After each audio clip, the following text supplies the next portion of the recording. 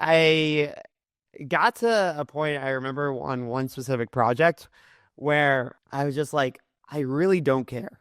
I everyone else on this team is appearing to care, and then maybe they didn't care either. But of course, the partners care. They're motivated by like money, whatever else. But I was like, I really want to submit this like half-assed thing, and I'm not going to because I am a high performer. But I don't care, and this is not the way I want to feel about the thing that I spend more than half of my time, my waking hours doing, because we're not scared of getting eaten by a tiger or getting chased by a T-Rex like our ancestors may have been.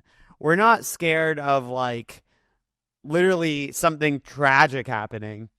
I'm really scared that this won't go well and then I have to post on LinkedIn that I am making a career pivot. First of all, cringe is very relative. You're going to be uncomfortable when you start social media. If you don't do social media, this goes back to mild discomfort. The reason you're not doing it is because of your fear of mild discomfort, which is your fear of your friends being like, what the hell is that doing? So whether you take it very seriously or you make parodies, it's going to feel cringeworthy to you. Behind the Hustle. What's up, everyone? Welcome to Behind the Hustle, the show where we fight back against success porn on social media. If you're anything like me, you're sick and tired of being bombarded with endless success stories, and you know they're just the tip of the iceberg. I interview successful entrepreneurs about the realities of their journey, the setbacks and failures, mental health consequences, and most importantly, how they endured for a long time before ultimately finding success. No matter where you are in your entrepreneurial journey, hopefully this is a reminder that you're not alone when things get dark and a source of motivation for you to keep going. My guest today is Brian Dubow, a fellow South Florida native and entrepreneur. Brian is the founder and CEO of Hit of Happiness, a coaching business and community on a mission to spread the science of happiness across the world.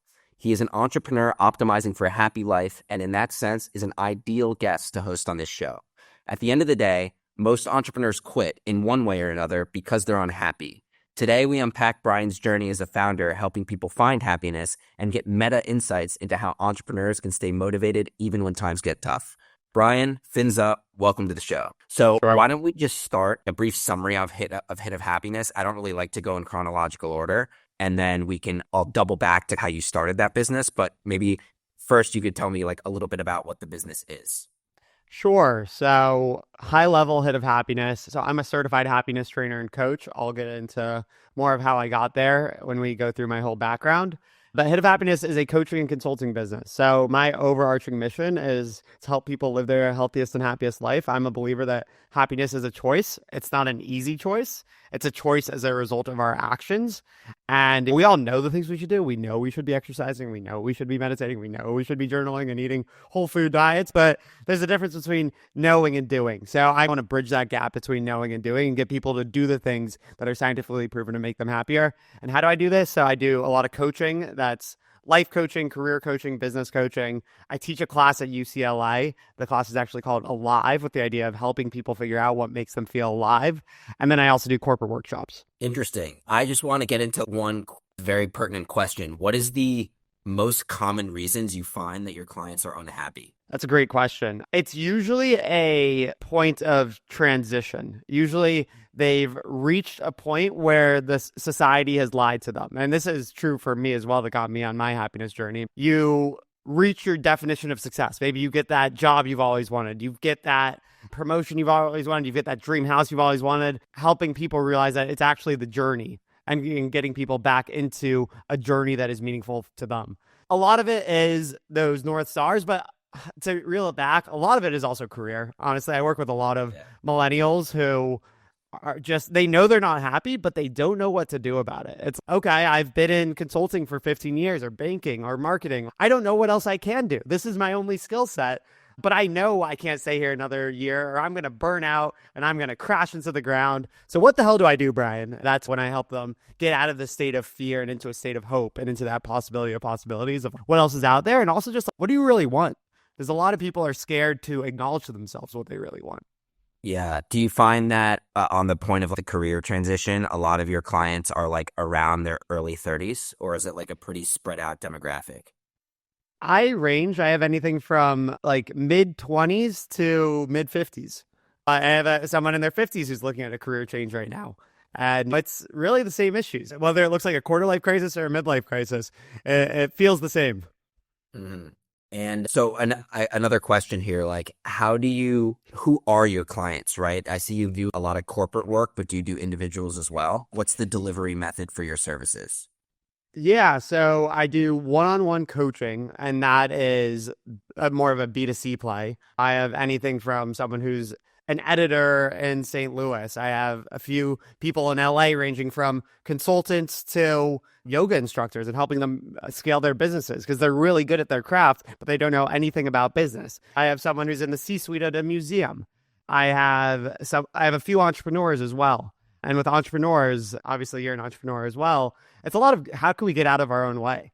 Sometimes it's just I need someone else to believe in me because I'm not believing in myself right now.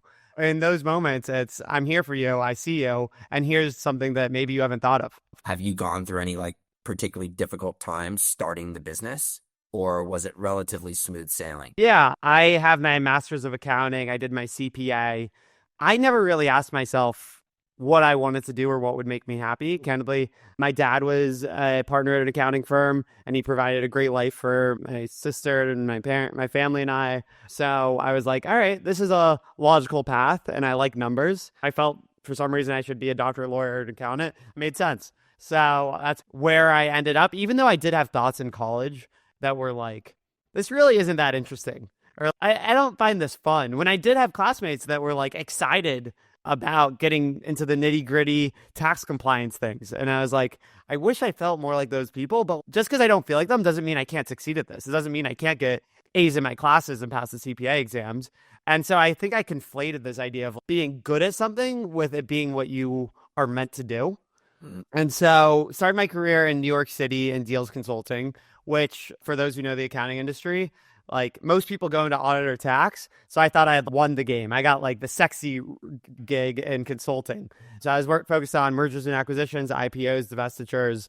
And candidly, I think Big Four accounting is a great training ground. I think you really learn how to be a professional. You get in the room with CEOs and CFOs at a very young age and you get a lot of responsibility. And you also learn like crazy like organizational tools that like you wouldn't know if you didn't get started a big organization. So I am grateful for that as a second master's almost the first few years. But then I found myself 3 years in where I was like working 80 hours a week on average, I would say. So there were some weeks that were better, some weeks where I'd like just close the deal and they're like, all right, Brian, go sleep for a week. So they understood it. But like on average, I was working over 5 days a week.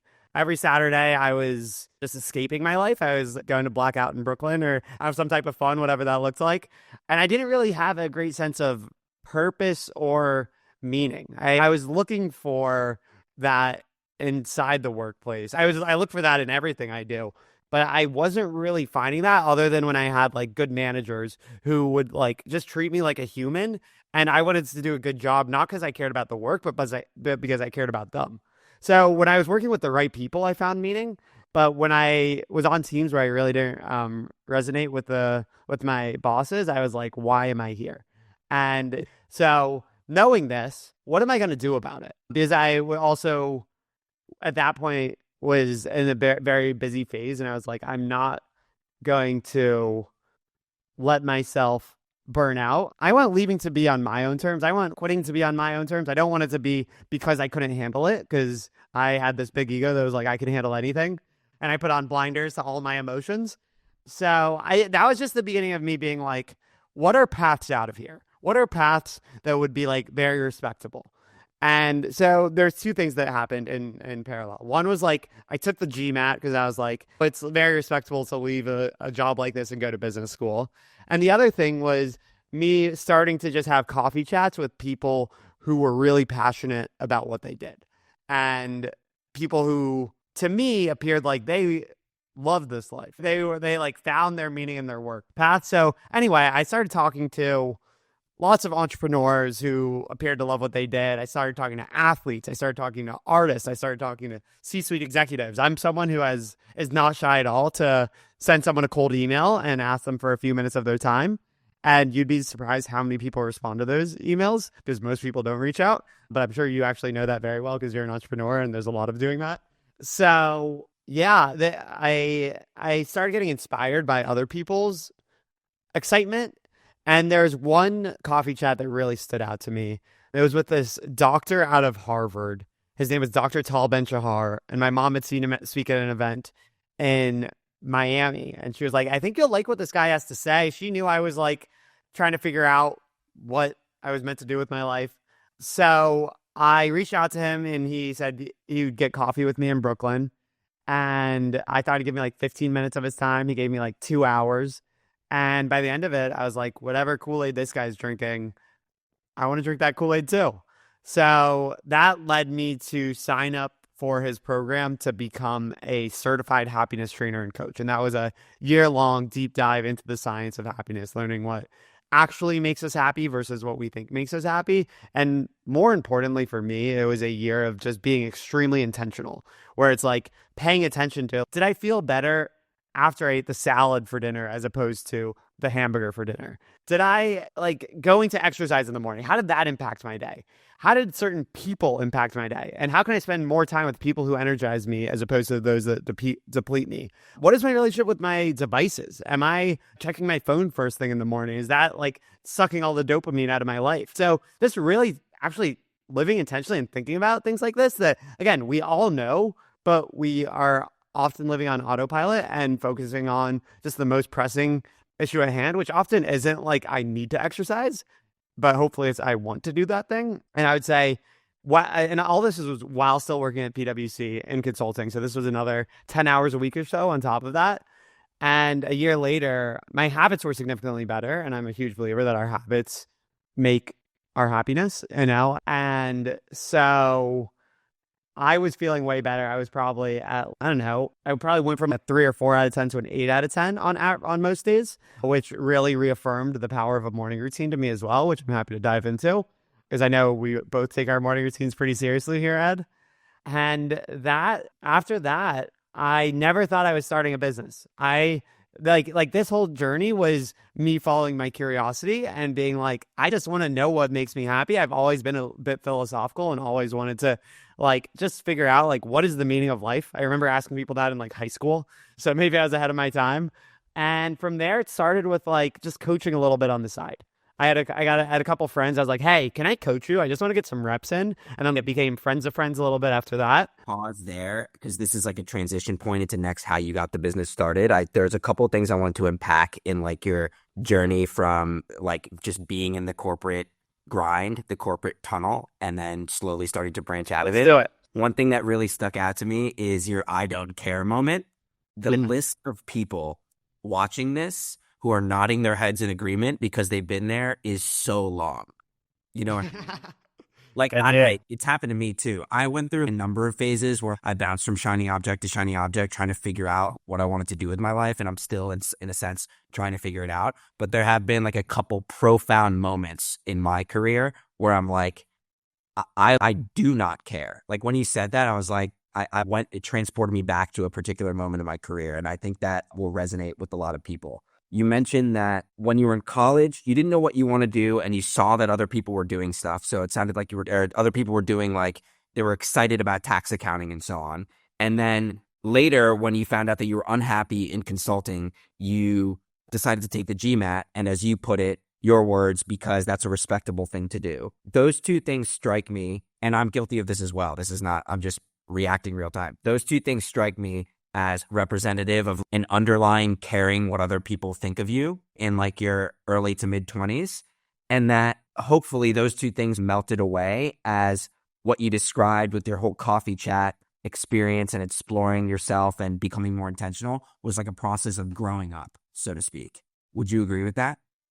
So I don't think I grew up in those coffee chats necessarily. I definitely learned a lot and definitely heard different versions of success, but I had to experience it for myself. We can hear things from people and get inspired, but it doesn't solidify and really resonate to our core, or for me, until I experience it myself.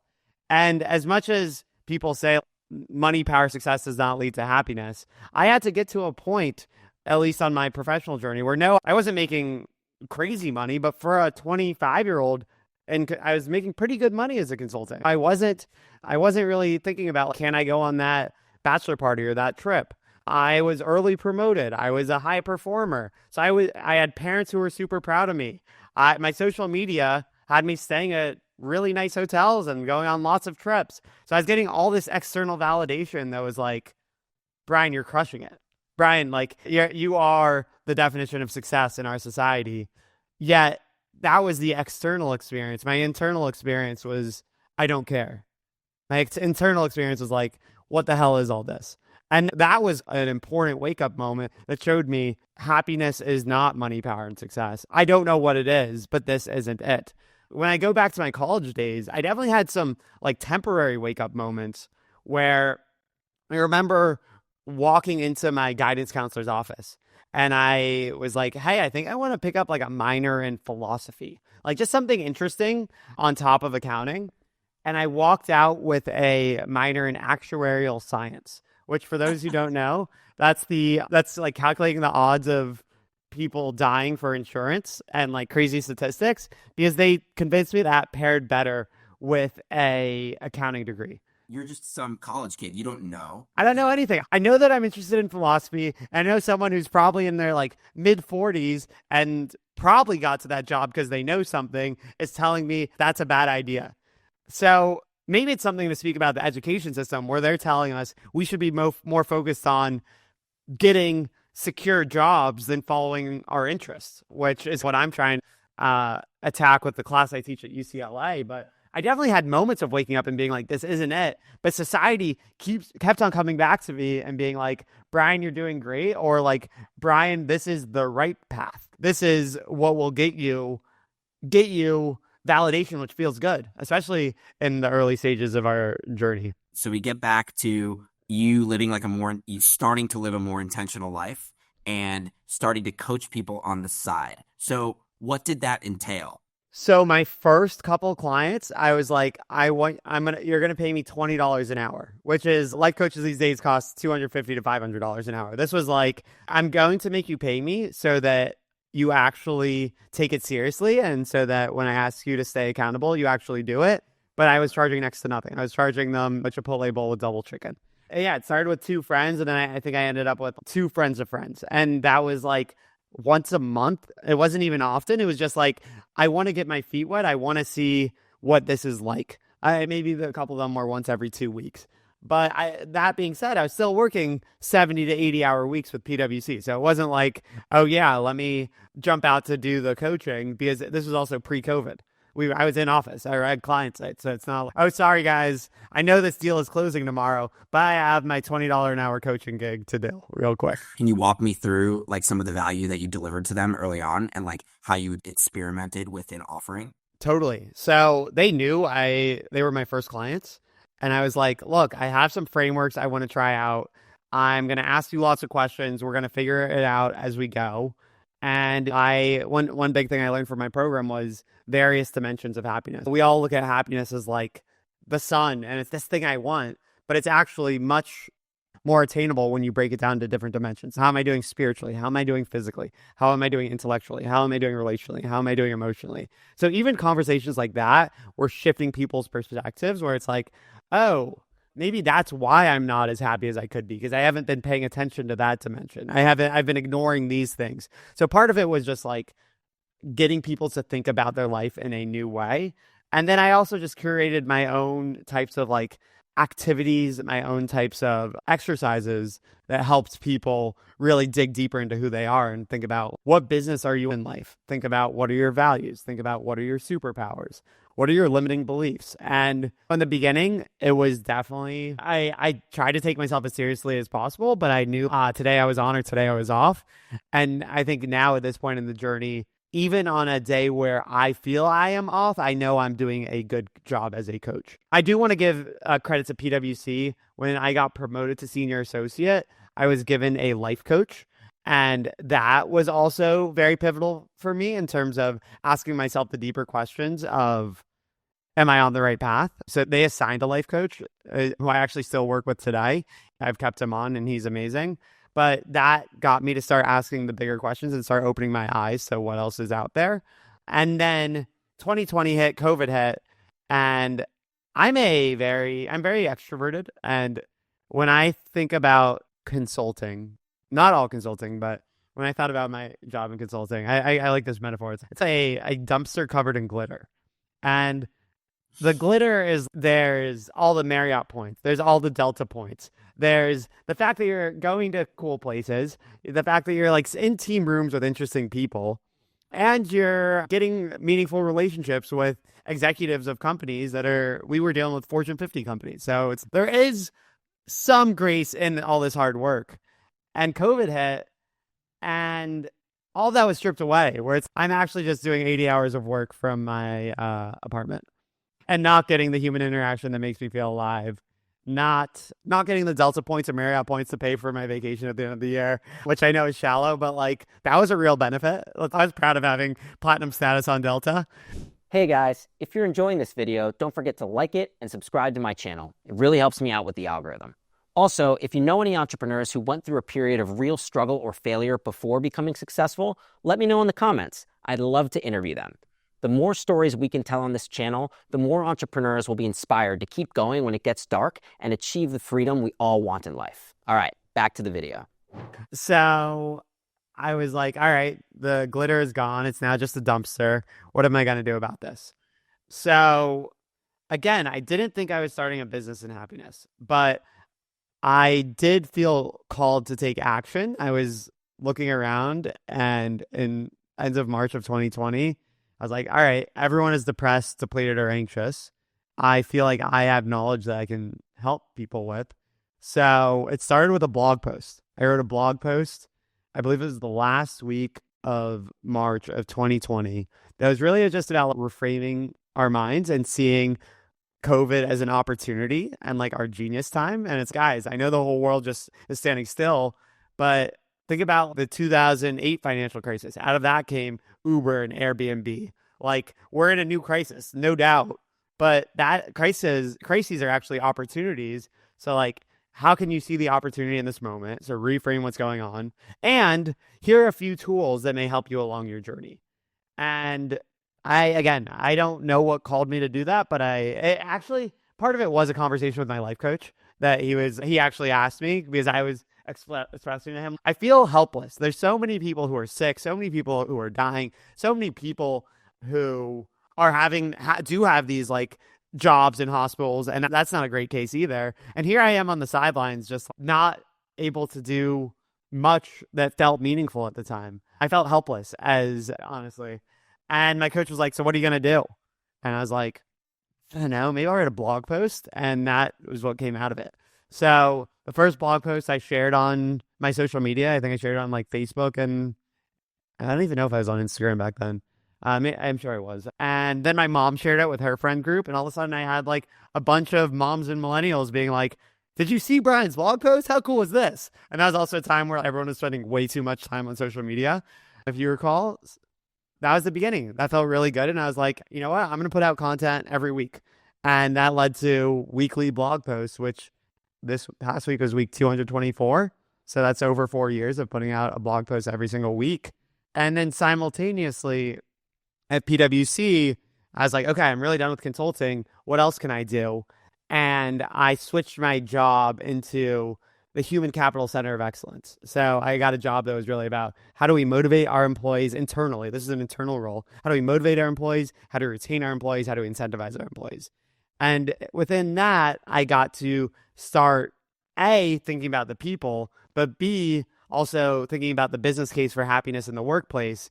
And between that and my job part of my job at PwC was connectivity for the New York Metro office, I got to start leading workshops on happiness. And it started as small teams, but eventually it was like the entire New York Metro market, like over 2,000 people on a Zoom, hearing me talk about happiness or stress or other tangential topics.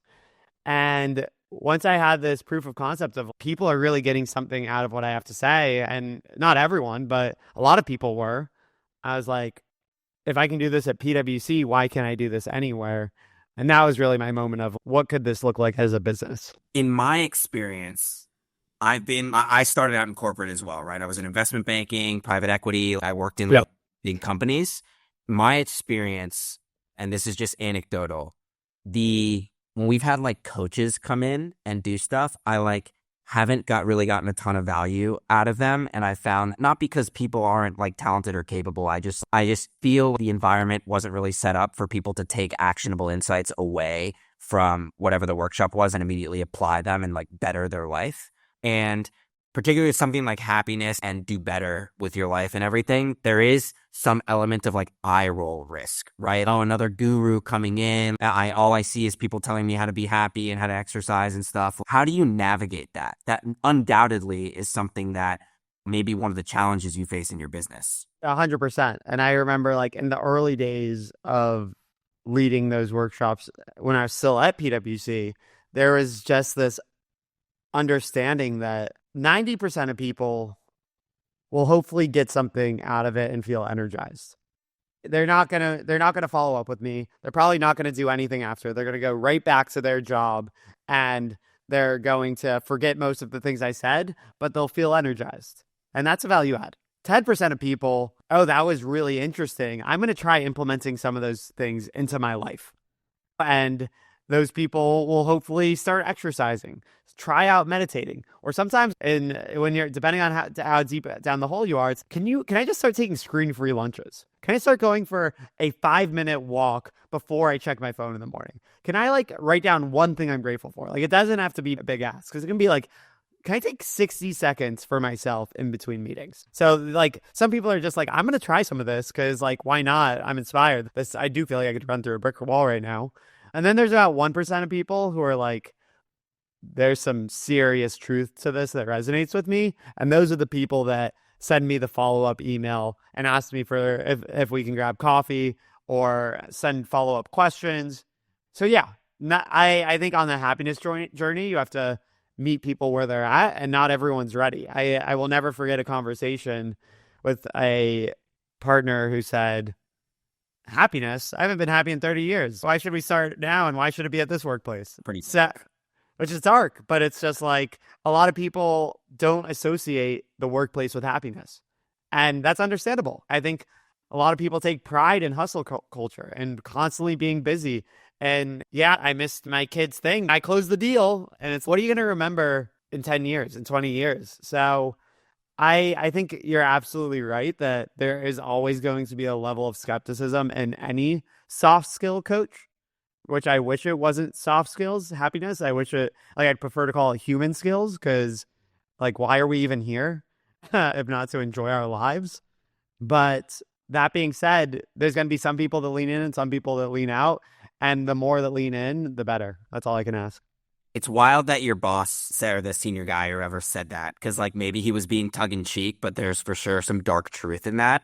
And that made me think about like generational shifts that happen. I think that over time, people are shifting priorities. Like you always hear like the boomers, will never take vacation. The millennials will take vacation, but will have their phones.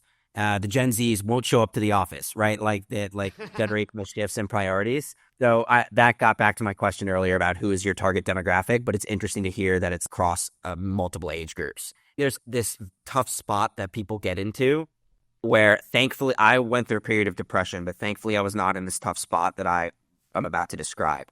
Some people get into this tough spot where they get depressed, but they're the type of person who has like lower baseline dopamine, lacks motivation, and just gets stuck there, right? Because I got depressed, but at the same time, and I didn't feel motivated to do the things I wanted to be motivated about, because that's what depression is. And yet I was motivated to get out of the depression. So I took a lot of action. There is a cohort of people who are depressed, but lack that like underlying motivation. How do you help those people? Have you encountered those types of people who are just like, you're like, you have agency, you can do stuff, and yet they don't take the 60 seconds to go for the walk. They always hit the snooze button, whatever their thing is. It's like such a bite-sized, actionable implementable thing to do, and yet they don't do it. Absolutely. So I have a lot of things to say about that. One is that I was trained in positive psychology. So my job is not to get people from -1 to 0. My job is to get people from 0 to 1. I want to get people to their peak happiness on their self-actualization journey, etc. I wasn't trained to necessarily deal with people who are deeply depressed. That being said, of course, as a happiness coach, I've come across plenty of those people, and I can give advice. I can definitely do what I can, but I do recommend, if you're deeply depressed, consider a therapist. That being said, I think that my job as a coach is to use my energy to get other people's energy back in motion. I think often depression is a place of feeling stuck. It's a place of feeling, I don't know how to get out of this, and you're not in motion at all. So, how can I help people get back into a place of hope, a place of excitement, get people to see the possibility of possibilities?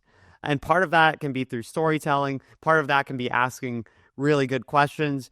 Part of that can be showing people things that they haven't thought about. But yeah, I think so much of it is like not seeing a way out, and there's always a way out. I have books I recommend to people that's like, this person literally was in the lowest of low, and now they're the biggest podcaster in the world. Now they're a professional actor. If they can do it, so can you. So I so much believe in the power of storytelling. Can you rattle off a couple of those titles, and I will put them in the description below? A, because I'm curious, and B, because I think other people would be. One of my favorite books is Finding Ultra by Rich Roll. Are you familiar with Rich Roll? He's, for people who don't know, he's like now a big podcaster of the Tim Ferriss type variety. Huge podcaster, really hits on healthy eating, hits on spirituality, hits on fitness. So you see someone like that who was an extreme alcoholic. His entire alcoholism brought him to a point where all his relationships fell apart, where his fiance left him. Like, his life was literally in shambles. And then again, he found himself where he got his life a little bit together, but he was like very overweight. And he looked himself in the mirror at the age of 40 and was like, you know what? I don't even recognize this guy. I used to be a college swimmer. Like, this isn't who I am. Next thing, 4 years later, he's the cover of Men's Health as the fittest man in the world. Again, 5 years later, he has one of the best podcasts in the world, or on Apple, whatever. So you see stories like that where it's like people hit rock bottom and crawl their way out. You hear about like The Rock, who was down to his final down to like dollars in his bank account, and now he's one of the biggest actors in Hollywood. And then I love, especially when I'm coaching entrepreneurs, so like a book like Shoe Dog, where it's, look, Phil Knight was literally like just keeping shoes in his parents' basement for the first 6 years of Nike. Nike was nothing for so long, and he went back to work at actually PwC. So I feel connected to him. We both worked at PwC while he was launching his company. He also he like did some teaching. He did so many hustles until Nike took off. And had he given up at any of those points, he'd be out. There would be no Nike. I don't know. I guess we'd all be wearing Adidas or something. But I think that stories are so powerful for giving people hope. That being said, when someone is very depressed, it's tough to trust that they will take the time to read a book. So it's really, how can I use my energy to get them inspired right now? And then how can I get them to commit to the smallest possible thing right now? Will you promise me that you will go for a 10-minute walk tomorrow morning? Will you promise me? Vlog me while you do it. Yeah. Yeah. So I have so many forms of accountability that I use with my clients that are as simple as, you need to send me a picture outside tomorrow morning. You need to send me a video note of what you learned from reading this article. Have you heard of the reverse charity bet? No. This is my favorite. It's extreme. Oh, actually, wait. If you don't do it, someone donates a shitload of money to like something you hate, right? So you tell me, what is a very significant amount of money to you? What would really hurt if you lost it? And Ed, what would that be? I mean, assume it's $100. $100. Okay. Yeah. What is a cause in this world that you absolutely despise? I'm thinking about it from the reverse. Like, one of my personal passions is like helping dogs and animals. So something that would like hinder that in a way. I don't know if causes that would do that, but let's just, for the sake of discussion, something that would get in the way of like animal and dog well-being. So let's just say there's an organization out there that kills dogs. That's their entire purpose. And what's a habit that you're trying to build right now, Ed? Well, I'm building my business. Actually, I'll give you one, a very actionable one.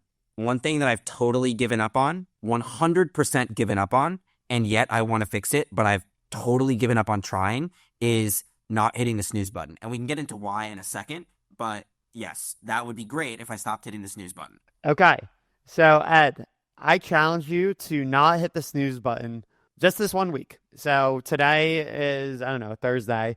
You can hit the snooze button next Thursday, but for the next 7 days, you cannot hit the snooze button. And if you do, you have to donate $100 to this organization that kills dogs. Are you going to snooze this week?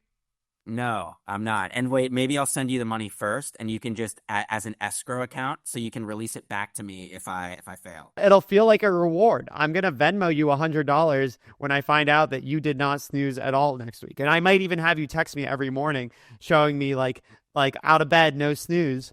And that's how you build a habit. One side quick note on the snoozing thing. In the critical moment, like I can talk about not wanting to snooze today. I can talk about not wanting to snooze tomorrow after I've snoozed. But in the critical moment, it's like a drug addiction. I swear to God, I've never been addicted to drugs, but this is what I assume that it's like.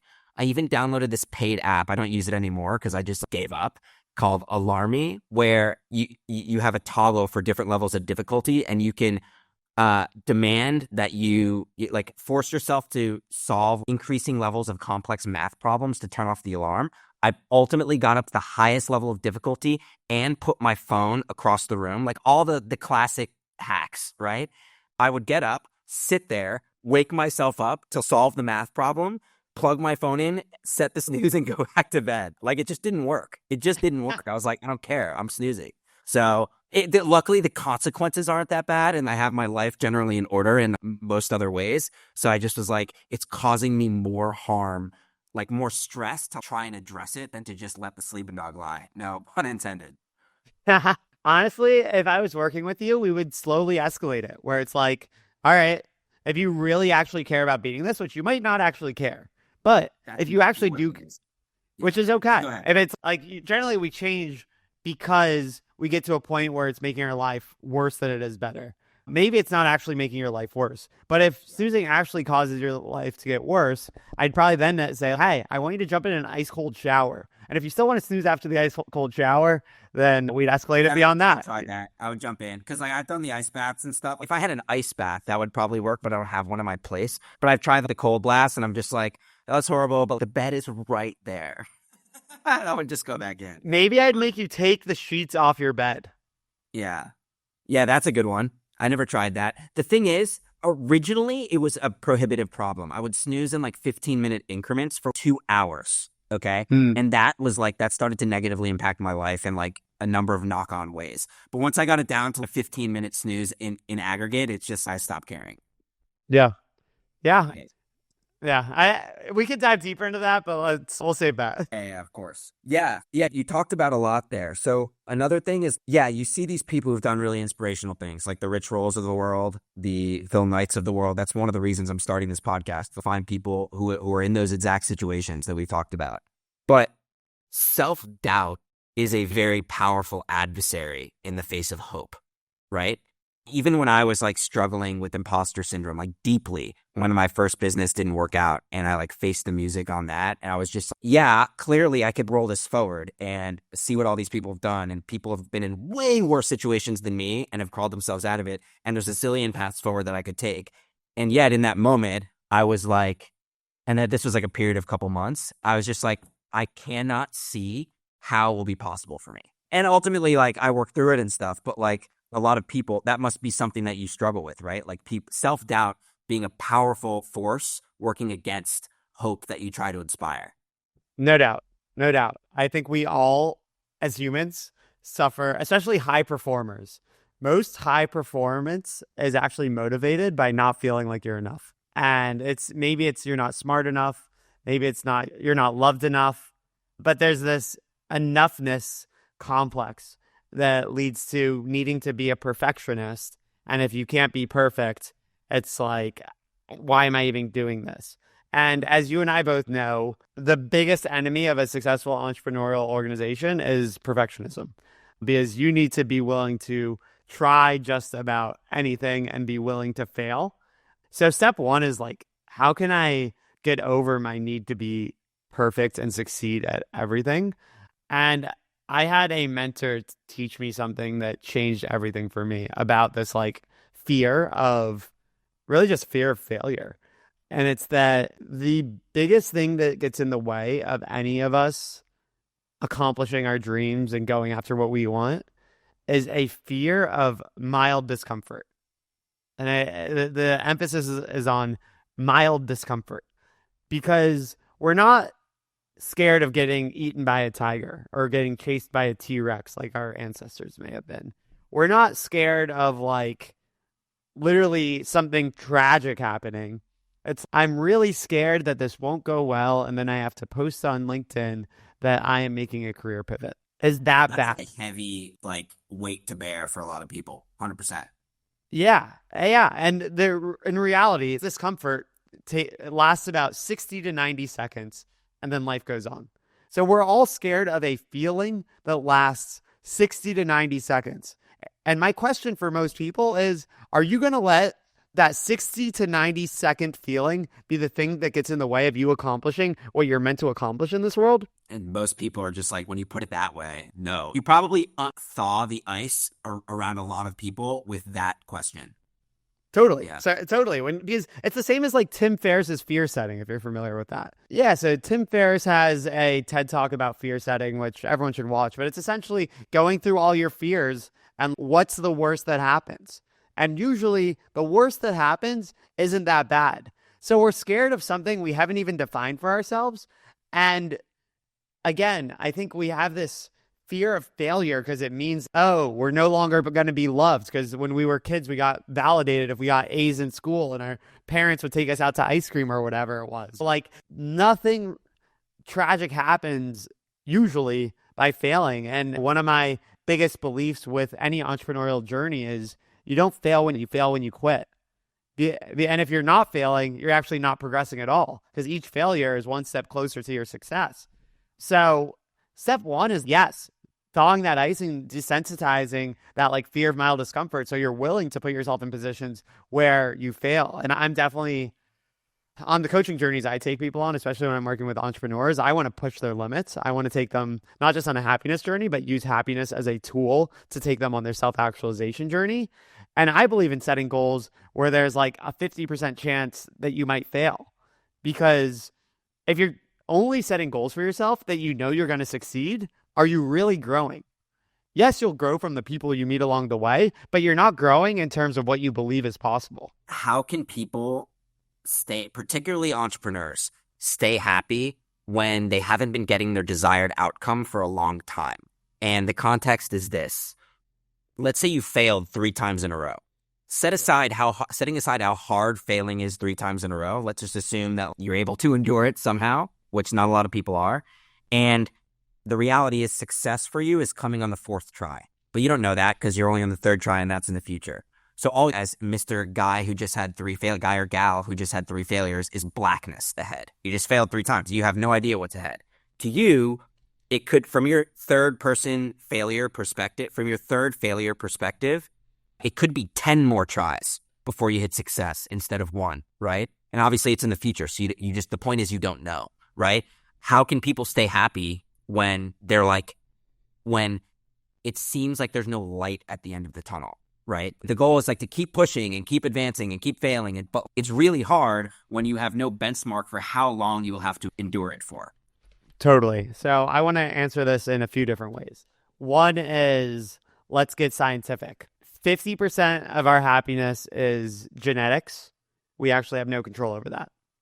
40% is actions and mindset. We have full control over that, and that's why I'm in business. 10% is our environment. So a much larger percentage of our happiness is related to what we are doing every day, our actions and our mindset, than what happens to us. Yes, you failed. Maybe you failed twice, maybe you failed 3 times, but that's a significantly smaller impact on your happiness than what you do every single day. So you can't let what happens in the environment impact your actions and your mindset and bring you down. Obviously, we do. Like after a failure, you're like, I don't want to get out of bed for 2 weeks. I can't believe this happened again. But for me, I'm just going to say, going back to morning routines, every morning I'm exercising, I'm meditating, I'm journaling, and I'm taking a shower where the last minute is cold, ice cold. And on days where I do those things, my good days are a 10 and my bad days are a 6. On days where I miss that routine, my good days are about a 6 and my bad days are about a 1. So, first of all, you can hedge what a bad day looks like. If you hold down to your habits that are scientifically proven to make you happier, a bad day will not be as bad. And that it could be enough to keep you going. 2, I have this mantra that has really carried me for a very long time, and that is believe in the end of your story. I literally have that on my fridge, and I have this underlying belief that I will succeed. I guess I'm already succeeding, but of course, as an entrepreneur, you have to be a dreamer. I have a bigger version of success for myself. Believe in the end of your story. Henry Ford used to say, whether you think you can or you think you can't, you're probably right. So I'm a huge believer in that. I'm a huge believer in manifesting, and I've even dabbled down that whole spiritual realm. But if you believe in the end of your story, you see the failure as a stepping stone. If you don't believe in the end of your story, you see the failure as fatal. So I'm going to throw that out there. Yeah, I would imagine that's believing in the end of your story is not something that you can help a lot of people do. They probably have to find their own way to that mindset. Would you agree? You have to build your way there. And I don't know if we want to talk about like endurance sports now, but like for me, that's been a huge part of me building my belief systems in terms of we can do anything we put our minds to. It's just a matter of how badly you want it and how hard you're willing to work for it. I'll dive into that if you're okay with that. Yeah, like running Ironmans and long distance So running. yeah, I guess for those who don't know, I'm a marathoner. I've also done triathlons and I did an Ironman in 2021. And I was not an athlete growing up. I was that kid that was picked like, I don't know, third to last in all the like the PE games. I'm not very hand-eye coordinated, but I did have a good attitude. So like in the baseball leagues, they'd be like, we can put up with his attitude. So he's not the last pick, but like the third to last. But I never viewed myself as an athlete. So that was always like a block in my life. It was just like, I don't need to be that. I'm like good at numbers. I can be an accountant. I can be whatever. But that's a limiting belief because I'm a believer that we can succeed at anything we do. And so I coincidentally, like, as my mom's 50th birthday, she was doing a half marathon. She was like, will you do it with me? I was like, yeah, I'll do a half marathon. And I never thought I could do that, but I had done like a 5K and I'd done a 10K before that. And I did my first half marathon. I moved to New York City. I entered the lottery for the New York City Marathon. The odds of getting in are about 1 in 7 off the lottery. I won. I was like, shoot, now I need to train for this thing. I did a marathon. And when I did the half marathon, I was like, what else can I do? Maybe I can do a marathon. When I did the marathon, I was like, I never thought I could do this. What else can I do? And I never even considered an Ironman until COVID, when I was signed up for the Berlin Marathon in 2020 and that got canceled. And one of my best friends called me up and was like, dude, I need a goal. Can you resonate with that? And I was like, yeah, I need a physical goal too. And he was like, what if we did an Ironman? And I was like, that's crazy. That's what people in like their mid 40s do. That's not us. I was making every excuse because I was scared. And then the next day I thought about it. I slept on it. I was like, the fact that I'm scared means I should probably do it. And I called him up and I was like, let's do it. And I literally had no experience in swimming or biking. I started training. I crashed my bike within 2 weeks. That put me on the sidelines for a month. I hired a coach and I trained with a team for over 6 months, training about 20 hours a week. And 6 months later, I'm in the top 1% of athletes in the world because I completed an Ironman. And what that showed me is that we can do anything. It's just a matter of how badly you want it and how hard you're willing to work for it. And that's a mindset that, yes, came from a physical accomplishment, but I believe that's transferable to everything else in my life. Because I think physical is great for teaching us what's possible because it's very measurable. It's very hard to measure happiness. It's very hard to measure success in a business other than the bottom line, but there's way more to it. That showed me that by putting in the work, I got to an accomplishment, but that I never dreamed was possible. And if I can do it there, what other dimensions can I do that in life? Can I do that emotionally? Can I do that spiritually? Can I do that entrepreneurially? So I think it's so important to rack up those wins however you see fit. But you need stories that force you to believe in yourself. Just like we talk about, you need to make your bed in the morning. You need to have that small win because that builds momentum. What is in your cookie jar that you can pull out and be like, in those hard times? Because entrepreneurship is really hard. And I have moments where I feel like I just got run over by a bus. It's like, Brian, you're a fucking Iron Man. you can find a way to do this. And I think that if you don't have those things to pull on, start with a 5K. Start with anyone can run a 5K. You can tell me that you have flat feet and you can make up every excuse in the world. But I have a friend who I have a college roommate who told me he had flat feet and his doctor said he couldn't run all through college. And he did the New York City Marathon last year after hanging out with me enough. So any goal is possible, whether that's physical or anything else. Physical is how I expand my limiting beliefs usually, but find that thing that can remind you that if you can succeed at one thing, you can succeed at anything. And I'm going to transfer that to entrepreneurship. Dude, if we're doing the quote hard thing, like you're like, this is hard, so I should probably do that. I also live my life that way, and it's fucking painful. Like I'm like, I don't want to do this. Probably means I should because of growth and stuff. You know what I mean? But if we're constantly doing the hard thing and leaning into our fears, doesn't that just set us up to live like a hard and scary life? Like, for example, I go to the gym and I want to add weight to a certain lift. It's never going to get easier because I'm always operating on like the upper edge of what I'm capable of, right? And yeah, it's going up and that's what growth is, but that's a hard existence in the gym. And that's what the gym is for, and that's fine. But if your whole life is constantly like, okay, 2 roads, hard road, easy road, must go hard road, aren't you just setting yourself up for a hard and scary life? So that's a great question. And partially, but also like we need recovery. Like if you keep on doing the hard thing forever and take no days off, you're going to burn out. But if your life is too easy, you get bored. So you need to be somewhere in the middle. And I'm a huge believer in doing hard things. I've done an Ironman. I've done a 10-day silent meditation retreat, which I thought was actually way harder than the Ironman. But those put life into perspective because then you just got rejected. You thought you had a client close in entrepreneurship and they pull back in the 9th inning. And it's, you know what? I've been in a harder time. This isn't real danger. This isn't a tiger chasing me. This isn't me risking falling off a bike at going 45 miles per hour. This isn't me possibly drowning. This isn't me literally losing my mind. Although entrepreneurship we can lose our minds. I will caveat that. But I think that it's all about perspective. And the more we can callous our minds, the more we're in a position to take on the challenges that life gets us. And realistically, like a lot of success comes from doing what other people aren't willing to do. So by callousing your mind with hard things, you're more willing to do the things that other people aren't willing to do.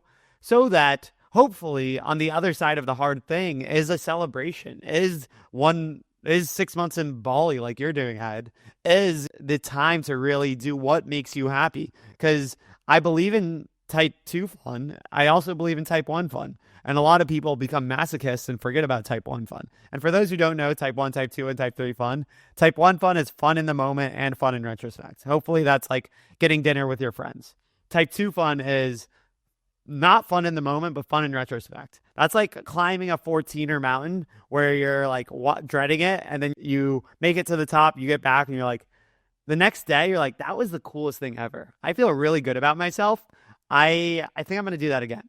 Type 3 fun has potential to be fun, but in retrospect, you're like, I never want to do that again. And we've had some type 3 fun too. I'm sure you can think of some times, Ed. This is particularly relevant for entrepreneurs and ambitious people in general. So the common wisdom is that you should have identity diversification, have a lot of things that make you happy, be healthy, have good relationships, have purpose, right? Have balance, be present. Okay. These are like all the obvious things that people should aspire to. But for a certain subset of people, ambitious people, a lot of their happiness is tied to one thing. This is like the opposite of identity diversification. It's usually tied to an outcome in their career and their business, right? And there is, whether you like it or I like it or not, this uncomfortable reality that in the context of their career, as they define it, everything might not work out, right? And it's very common for entrepreneurs to put a lot of their happiness eggs in one basket, and that can be detrimental to their well-being, especially since the odds of succeeding as an entrepreneur, depending on what path you take, can sometimes be very low.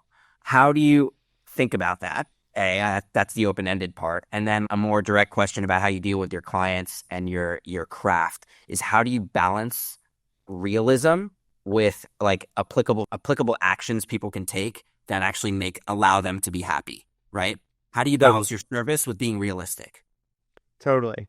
So if you're listening to this and you're not an entrepreneur yet, but you're considering being an entrepreneur, you just brought up a powerful concept.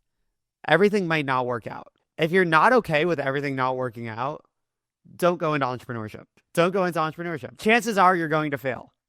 You're not getting into entrepreneurship because you think obviously we're all delusional. So you are getting into it because you think there's a chance you'll succeed, but you're not getting into it for a logical reason.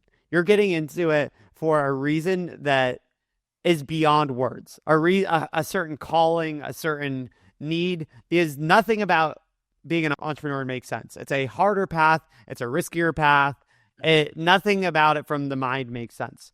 So I like to push people to think about entrepreneurship as the journey is the destination. And I know that's so cliche, but it's about who you become on that journey.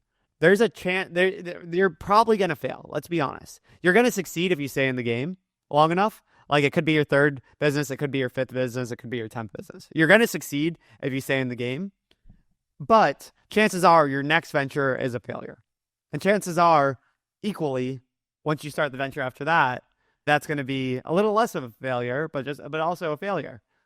But you'll learn a lot along the way, and you're going to ride a roller coaster. And it's probably going to be the highest highs and the lowest lows. You're probably going to have moments where you feel like you just won the lottery, and that could be as simple as getting your first client.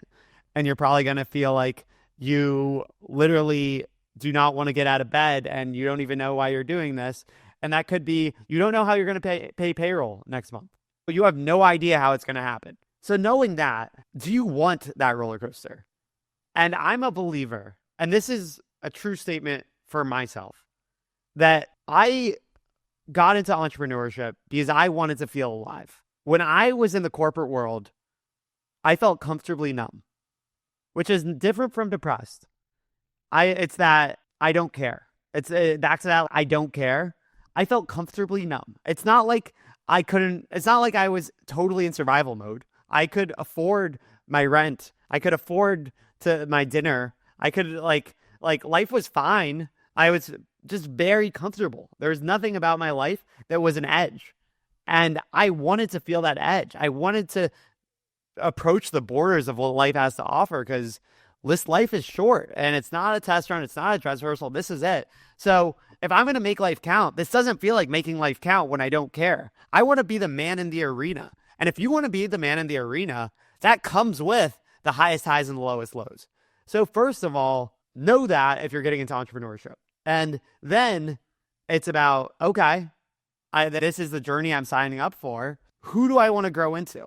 I believe, like, if we got into like theory right now, there's like Eastern philosophy, like Buddhism, where like success is a monk. Success is removing yourself from all societal desires and going to, like, you literally take away sex from yourself. You take away money. All you do is like scrub the place and meditate all day.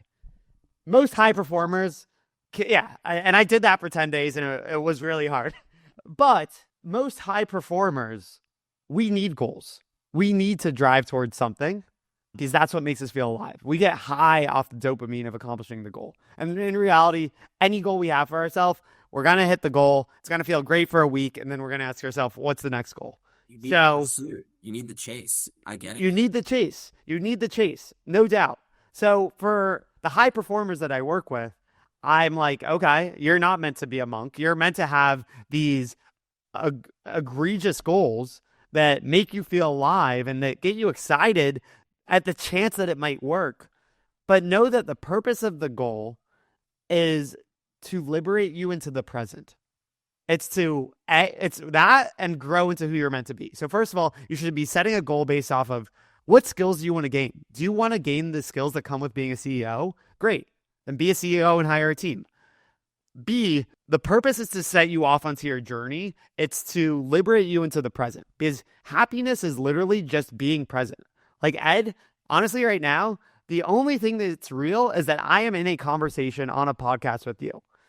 Everything in the past, I'd like to believe it's real, but I could live in a simulation.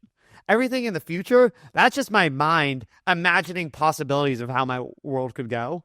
But I do have reason to believe that this moment with you on this podcast right now is real, and that's happiness because I'm fully in a flow with you right now. So thank you for this moment. Being on an entrepreneurial journey allows you to be in the moment every day because you have to-dos every single day. And without that goal, if you're a high performer, you spin and you lose your mind. So you'd rather feel alive, even if it means the highest highs and the lowest lows, than be spinning or be comfortably numb. I'll pause there, but I can add more to this. Yeah, it's almost like you're describing entrepreneurship as a tool.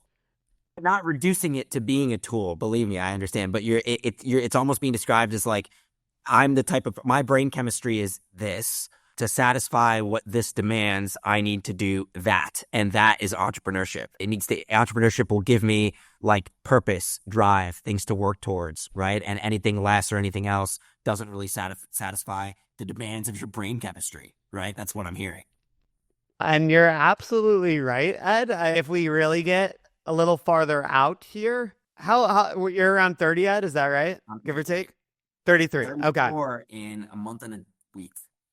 All right, there we go. So let's say you're 33. Let's say you're going to live until 83, okay?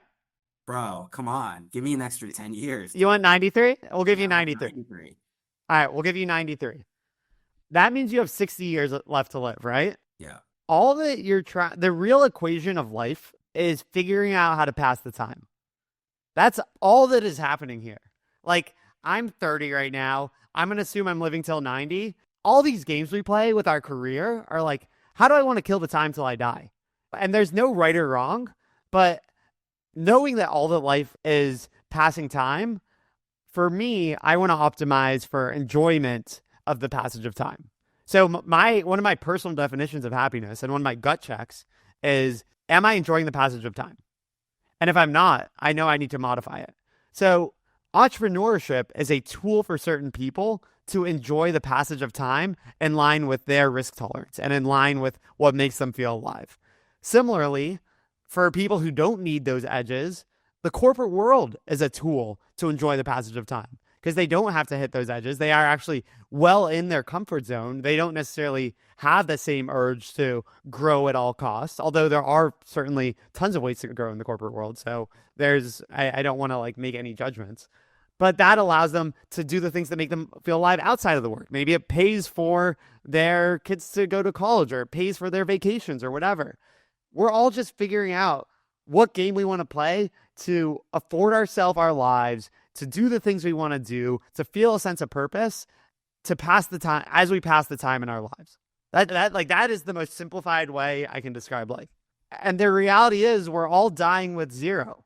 So there's no right way to live life. Like society says like money, power, success is winning life, but we all die with zero. So it's more of, did you optimize for enjoyment in this life? And that I've listened to him on podcasts. I haven't read the book. Would you recommend it?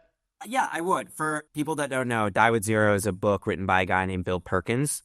He's I don't know if he's still a commodities trader, but he was a commodities trader and that's how he made his money. He's quite wealthy. And his whole like contrarian philosophy is that the way I would describe it, the way he describes it, and I think the most useful soundbite from the book is that if you die with $100,000 in your bank account, you effectively worked for that money for free, right? You work to get money so you can do things, right? Like experiences, food, shelter, etc. And this is just setting aside giving money, passing money down generations to your family, which he addresses in detail. If you die with $100,000 in the bank account, you were paid that money but didn't get to use it, so you effectively worked for free, right? And when I read that, I was like, that's a pretty interesting concept. And that ties back into what do you do with the money as you earn it, which ties back into like how do you spend your time to enjoy like the short time you have on the planet. Could we talk a little bit more technically, at least briefly, about your business? Sure, absolutely. Yeah. Just direct question. How do you make money? Yeah, how do I make money? So it's first and foremost coaching, one-on-one coaching clients. So that's, again, it's some people just, I want to be happy. I don't know where to start. So happiness coaching, a lot of it is a little more directional in terms of this is career coaching. I'm in a job that doesn't make me happy, which I equate with life coaching. And then there's a lot of business coaching. So a lot of people who are on an entrepreneurial journey, or it's a lot of corporate people who want to begin their entrepreneurial journey and really helping them take those steps to make that a reality. At the end of the day, I think I'm different from a lot of coaches because I'm not just helping you get to where you want to go. I'm trying to help you get there in a way that optimizes for happiness as well. Because what good is it if I get you to your IPO and you've been miserable all 20 years and then you're miserable after too? So it's like, how can we make sure that you're taking care of the important things along the way, which includes, as we know, relationships make us happy. How can I make sure that you're spending a day not working, as painful as that is? Can you take a Saturday off? For a lot of entrepreneurs, that is a novel concept. But for a lot of when I was in the corporate world, I would have been like, I wish I could take more time off. When you're an entrepreneur, I want to work all the time because this is my baby. So I think what makes me unique is that I have this happiness background as a coach. I have this entrepreneurial background as a coach, and I have an MBA. So knowing really grounding a lot of what I'm doing in philosophy behind business. So that's part one. Part two, I teach a class at UCLA. The class is called Alive, and the idea is figure out what makes you feel alive. It's a group coaching class. So it's helping people go through really what is success to you? Who are you? Building a ton of self-awareness. What do you want? And how can we get you there? Because I think that's the class I wish I had when I was an accounting major. And I wish someone had said, what do you want to do? And not that I have any regrets, because all those experiences made me who I am today and took up a big part of this podcast. But I think the earlier we can get people on their track, the more they can live a life that is purposeful, meaningful, and happy. So that's meaningful to me, and that's led to other opportunities. And then I do corporate work. So going into corporations, I led one yesterday. The topic was like, do you believe in magic? And it's going through, magic is, I love acronyms. So magic is one of my acronyms for 5 things to do every day to allow you to be happy. Mindfulness, activity, gratitude, inspiration, and connection. Mindfulness, meditate for 5 minutes a day. Activity, move your body for 15 minutes a day. Gratitude, write down one thing you're grateful for. Inspiration, do one thing that inspires you, whether it's a TED Talk, whether it's your Wordle, whether it's reading something interesting. Connection, call one friend and let them know you're thinking about them. So little things that you can do in less than 30 minutes that will make your day better. So I have a whole roster of different workshops I lead for different teams. My goal there is to make the workplace more human, make the workplace more playful, allow people to just have fun, because I think that you need to have a little humor. Life is really serious. And then I partner with this company called Happiness Squad as well to bring some of their workshops to life as their expert, a happiness expert. So that being said, I do a lot of things. That's how I make my money. I also have the fun things. Like, candidly, my blog and my podcast, I'm not making money off of those, but I might get clients off of those. I have a community for high performers. I'm not necessarily directly charging for that, but that in turn leads to more people knowing about what I do, and in turn leads to clients.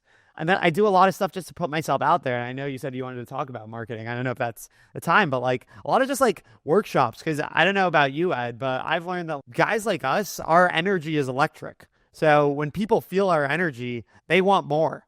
And that's really even more of a driver for business than any blog post I've ever put out. The blog posts reinforce that I am who I say I am. Have you ever had anyone ask for a refund? Anyone ask for a refund? I have had clients leave. I've never had to give a refund, but I definitely have had clients say, hey, this isn't for me. And often it's a time. I think people know, and I let them know up front. Like, before I start working with someone, I really set the guidelines of, I'm going to put you on your edge. This is definitely a growth journey, and I don't want to work with you if you're not going to be accountable to me. I prefer to work with high performers. I prefer to work with people who can be held accountable for what they say they're going to do. And I'm not cheap, and I'm not cheap because I want people to take it seriously. If I was $20, people would be like, it's just a Chipotle bowl. I don't care. But when you're paying an amount that's meaningful to you, you're probably going to take it seriously. And I've had people be like, you know what? I'm not getting my money's worth right now because I'm not holding myself accountable to do the things that I want to do. So I would say a lot of it is because people are not in the right space in life to actually do the things that will get them closer to their goal. I try to, like, on a first session, give it at something like half off and be intense in that first session with people. And when they feel what it's like to be on the edge, they either realize at that point that this is my guy, or like, this isn't my guy. And I think that's almost a litmus test for can they handle this self-actualization journey? And again, it depends where I meet people. But some people, we're talking about entrepreneurs. For entrepreneurs, I want you to self-actualize. I want your business to be an extension of yourself and your expression of yourself. And I don't want you to give up. I am your partner on this journey. If it's someone who I'm more so just like getting you started on the beginning stages of happiness, like someone who's just barely knows themselves, it's okay. Like, I'm going to hold you accountable. I just want you to start like exercise 3 days a week. I'm going to drink more water. I want you to do these. Sometimes it's not as serious, but for entrepreneurs who you're already very conscious to make the decision to go into entrepreneurship, you usually want someone who's going to push you more than you're already pushing yourself. And chances are you're already pushing yourself pretty hard because you're an entrepreneur. But you talk about holding people accountable and giving them just like small things to just do. Go out for a walk, like just implement this thing once a week. You and I both know that none of that matters unless you're consistent, right? Consistency is the great equalizer over time. Like, You're not going to get jacked unless you work out for 5 years, right? You're not going to make money unless you stay in the game for years at a time. That's just the way the world works. So how do you solve for that? What's your method of helping people stay consistent? Because that's where everyone fails if they do. Totally. So first of all, start small. If you've never been an exerciser, don't start with going to the gym for an hour every single day. Start with, I need you to be outside with your running shoes and send me a picture all 7 days this week. You can literally go outside, send me that picture, and then go back inside. But I need you to do that.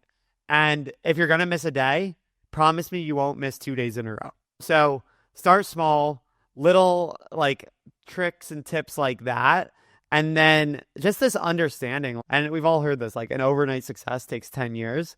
Like, manage our expectations. If you're an entrepreneur, you're not getting into a quick out, a quick win. Like, you're buying into a lifestyle. You're buying into, I'm here for the roller coaster. So I'm a huge believer, and I can say this for myself and say this for others, as someone who's done 224 consecutive weeks of putting out a blog post and having weeks in the beginning where I wasn't sure anyone was reading them. And now I still have weeks like that where I'm not sure anyone's reading them. And I have some weeks where I get a dozen plus responses to my blog posts. I'm like, oh, like this is resonating. Amazing. But I like to say the prize doesn't go to the fastest guy. And I read this in a book. The prize doesn't go to the fastest guy. The prize goes to he or she who slows down the least.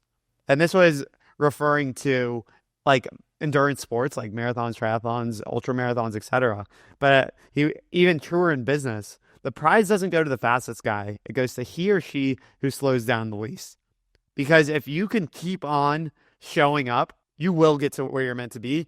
Because I want to underline this statement. Most people don't. Fill in the blank. Most people don't. Most people in this world are doing the absolute minimum to get by. They're doing things because they have to do it. If you're willing to do what most people aren't willing to do, you will stand out. And if you do that time and time again, eventually you won't just be someone who does a 5K, you'll be someone who does a marathon. Eventually you won't just be someone who has who's a CEO of a 3-person team. You'll be a CEO of a company that just raised $3 million. You'll be the guy. So it's hard, and it starts small, and it's a progression. You don't do a marathon immediately. You do a 5K, then you do a 10K, then you do a half marathon, then you do a marathon. Let's start with do this 3 days a week, and meditation can be 1 minute a day. And over time, you're going to start feeling the benefits. And I think what I really see with my clients is that in the beginning, it's about doing the thing because you know it's good for you. And over time, it becomes doing the thing because it allows you to feel like yourself. Doing the thing because it allows you to feel like yourself. And you don't want to feel like anyone other than yourself. And once that's the motivation, I don't need to motivate them or hold them accountable anymore. To bring in a little bit of science, on average, it takes 66 days to form a habit. Some habits are more complex than others, but 66 days of doing something every day to form a habit. Habits begin, neural pathways in our brains begin to form after doing something approximately 14 to 21 times. Not snoozing is going to be really hard for the first 21 days in a row, 14 to 21 days in a row. But after that, it's going to start being easier and easier. And I can speak to running. There was a time where going running was the hardest thing in the world. Now the idea of waking up and not running is just as hard because my neural pathways have formed this thing that we wake up and we put on our running shoes. That's just what we do. So habits will be your best friends or they will be your worst friends. Just like I said, happiness is built on our habits. Unhappiness is also a habit. So what works is people meeting me or people seeing me in action. By far the most. Like I'm a believer that, and I don't have a crazy social media following, but I'm a believer that social media is the modern day business card. Social media is like people meet you and then they look at your social media and they're like, oh, checks out. He is who he says he is. I've gotten very few clients that have never met me in person, who have just found me through my LinkedIn posts or my social media posts.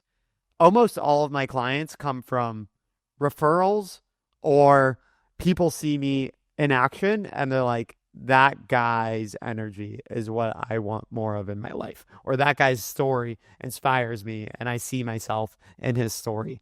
And so I am giving talks as often as possible. I feel very in flow when I am speaking publicly.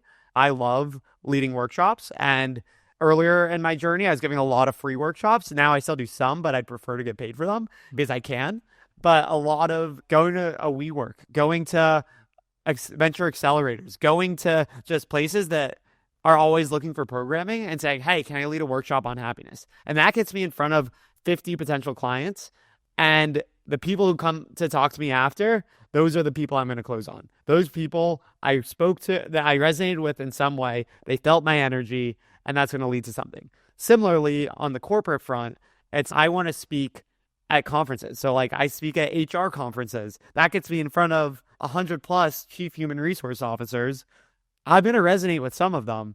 That's going to lead to the closing way more than them seeing me post on social media a quippy line. They're going to be like, oh, that's interesting and like it. But they're probably not going to say, I need this guy to come speak to my entire team. Yeah, understood. Can we talk about the other side of your marketing like your marketing strategy? Like obviously you have the piece that really works where you're doing stuff in person. What about the platform side and social media? How do you think about that? And like what has worked for you and what hasn't? So I have a blog, I have a podcast. Those are both front and center on my website. I post on Instagram. I post on LinkedIn. I'm actually experimenting with more LinkedIn, as I think that's an amazing tool for lead generation because they have an algorithm that allows you to access a lot of people who aren't already in your network. So the way I see my blog and my podcast, as I said, I've been blogging for over 220 weeks. The blog, one, allows me to formulate my thoughts in a concise way. A lot of the reason that I am a coherent speaker is because I've been blogging for so long and I've put so much thought into my thoughts. It's forced me to synthesize and disseminate my beliefs on happiness, on life, on career, on entrepreneurship, on everything that I've gone through so that I'm not just going through the motions, but I'm actually living an extremely conscious life. And this is part of why I get invited onto podcasts, because I have something to say because I put so much thought. And what do I have to say? So that's one, is that it makes me a much better speaker, which in turn makes me makes it easier for me to draw clients when I talk. But B, I have now blog posts on just about every topic you could imagine. So when I meet someone and they say something that, and this could be a networking event. This could be, I'm at a yoga class and talking to someone after, and they say something. It's, oh my God, if you're passionate about that, let me send you this blog post. I think this will resonate with you. And the blog post could be the thing that closes them as, hey, this is awesome. Can we talk about what coaching looks like? So it's just another way to keep the touch points going. Where as opposed to being like, hey, we met and it's over. It's, oh, actually, what's your phone number? Let me text you this blog post, or let me text you this podcast that I think would super resonate with you because you used to be a DJ and I had this guy who used to be a DJ and wasn't happy and then made this pivot. Or I had this expert on financial therapy or this expert on habits and routine on my podcast. And I think that you need to hear this. And that just gets people in my ecosystem. So I wish I had it where I had all this organic lead generation from social media, but the reality of what I have to be honest with myself is that other than referrals, which referrals are amazing, and that's from current clients or current people who have experienced me. People need to experience my energy, and then everything else keeps them in the flywheel. Right. How long did you have to create content consistently before you started seeing results? So I'll say this about content. And I think the answer is probably when I started making content, when I started blogging, I didn't know what my product was, if I'm being honest. I didn't know that I was in a business other than like side hustle coaching. So I don't know if I'm the perfect example because we didn't talk about this, but after I left PwC, I didn't start my business immediately. Other than continuing to coach, I went to business school for 2 years and hedged myself and thought of this is 2 years to figure out what my business even is before I really enter the real world while making it look to society like I'm still continuing on a path.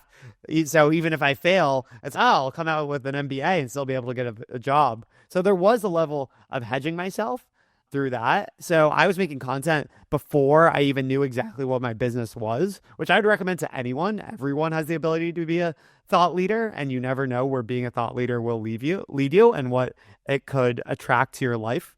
So anyone who's listening to this, even if you're not an entrepreneur, figure out what you have something to say about and start putting out content on that in some way.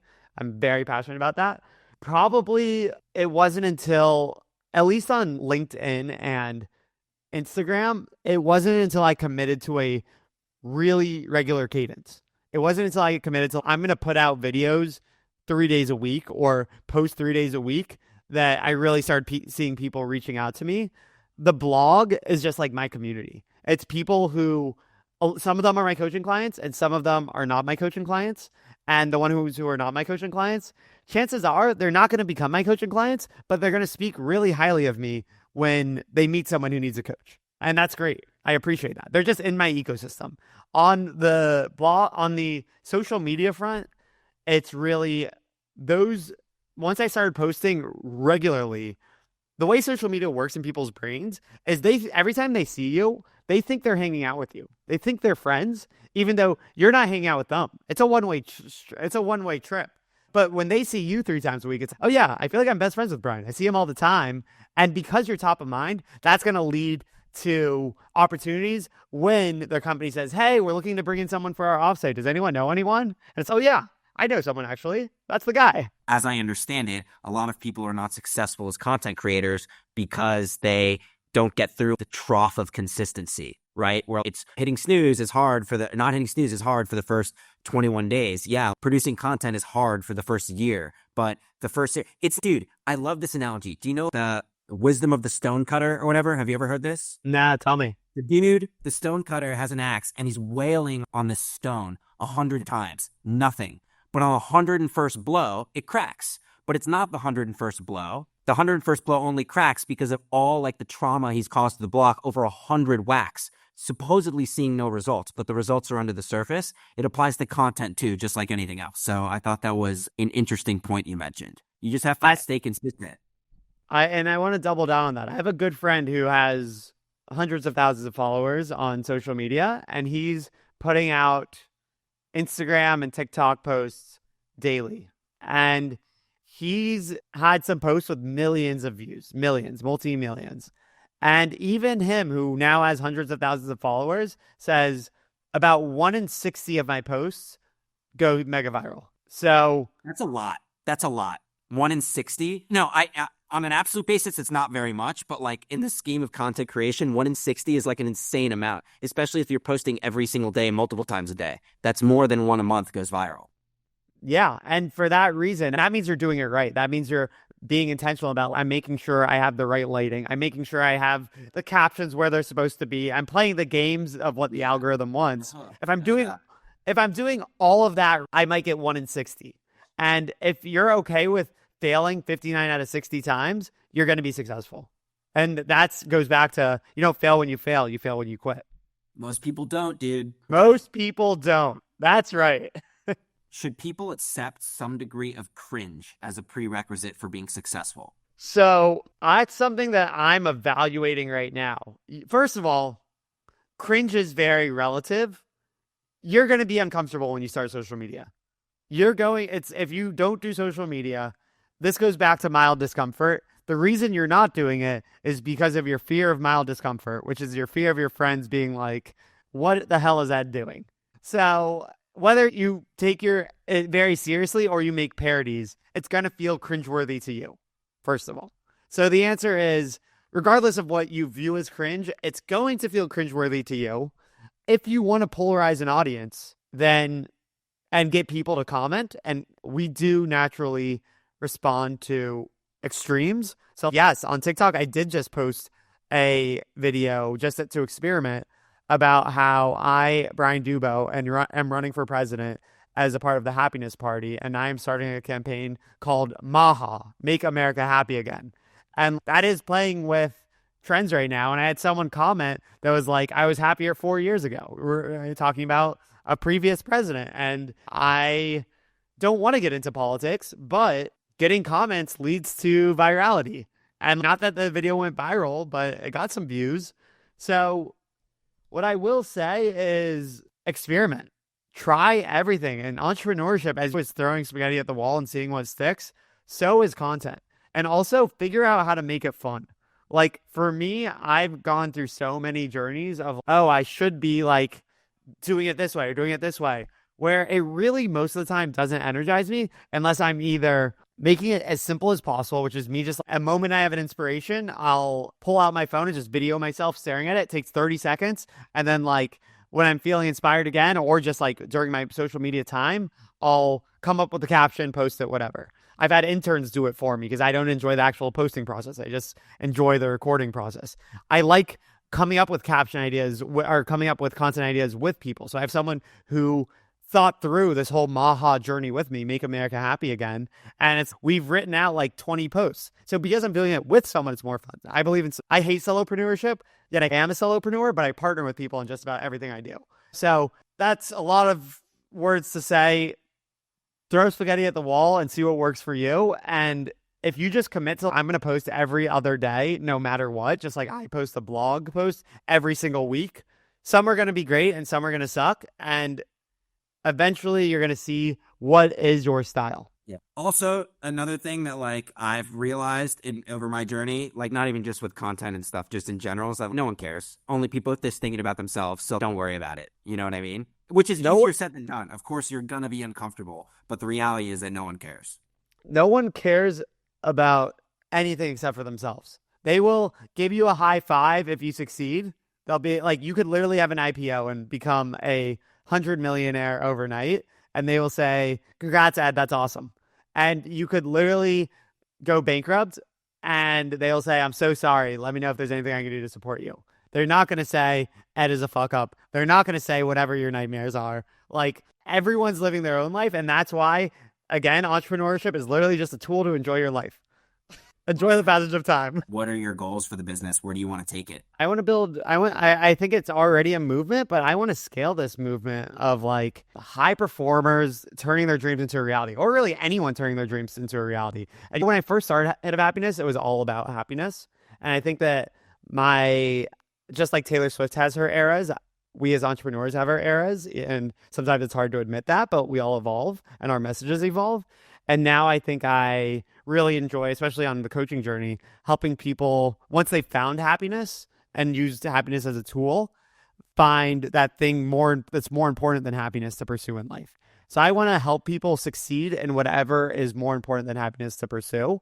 And how do I want to do that? I think I want that to be done in community, because I think that, again, we live in this world that's a loneliness epidemic. So I think I have huge visions. I see like House of Happiness, like a Soho house, but more for optimizing your happiness. Co-work there every morning. There's meditations. Lunchtime, there's yoga. Dinner, there's meaningful conversation. So I have that vision. I also am continuing down the thought leader path. Like I'm in the process of writing my book. I'd like to continue to work towards being a Simon Sinek, being a Jay Shetty, being a Tony Robbins type of character. And so many of us are like, oh, that's so far away. But we're getting better at whatever we're doing. Like, Ed, you're getting better at being a podcast host right now because you're in a podcast right now. Every time I run, I'm getting better at running. Every time I do public speaking and I lead a keynote talk or I lead a workshop, I'm getting better at speaking. So how did Tony Robbins or Simon Sinek get to where they are? It's by putting out their books and by speaking. And I, again, have to humble myself. Of course, I'd love to be there now, but overnight success takes 10 years. So I just need to keep on doing what I'm doing.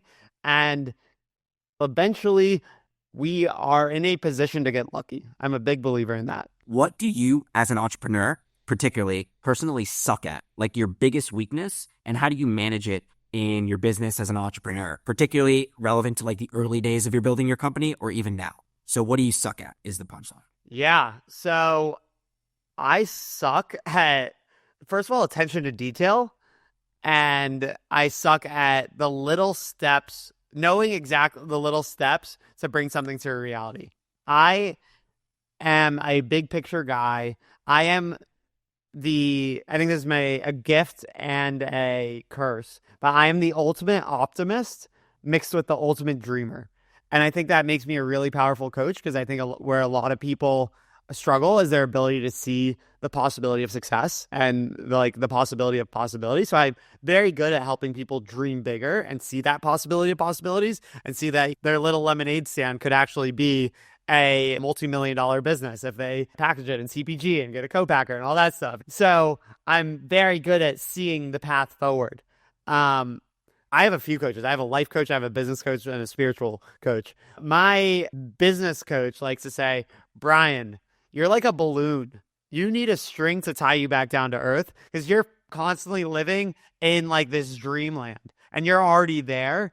And there's still a lot of steps to get there. So I've learned I need to surround myself with people who are grounded realists. Most people are extremely realist and they need more of the dreamer in them. So I think that's how I partner well with people. But I need people who can take my big ideas and ground them down into just small details. Interesting. Yeah. Very, very vulnerable answer there. What about you? I wrote this down the other day. Hold on. I wrote down, I'm not good at like research. Anytime that I have to do something, even preparing for this podcast, it feels like pushing a rock up a hill, and I need to do it, right? That's not something you can really outsource, and your entrepreneurial existence is never going to be perfect. But I'm just like, some people are just good at getting behind the computer and just like digging up information on whatever it is. It doesn't have to be a podcast host. It can be an investment, a business idea, whatever. I'm not that good at that. I'm really not that good at that.